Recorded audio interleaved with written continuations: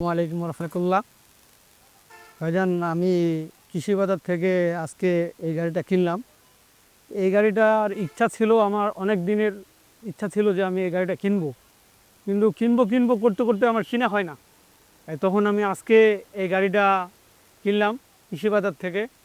এর আগে আমি ইউটিউবে ভিডিও দেখছি, এই ভিডিওতে ভালো ভালো লাগছে, তাই আমি এই গাড়িটা কিনছি।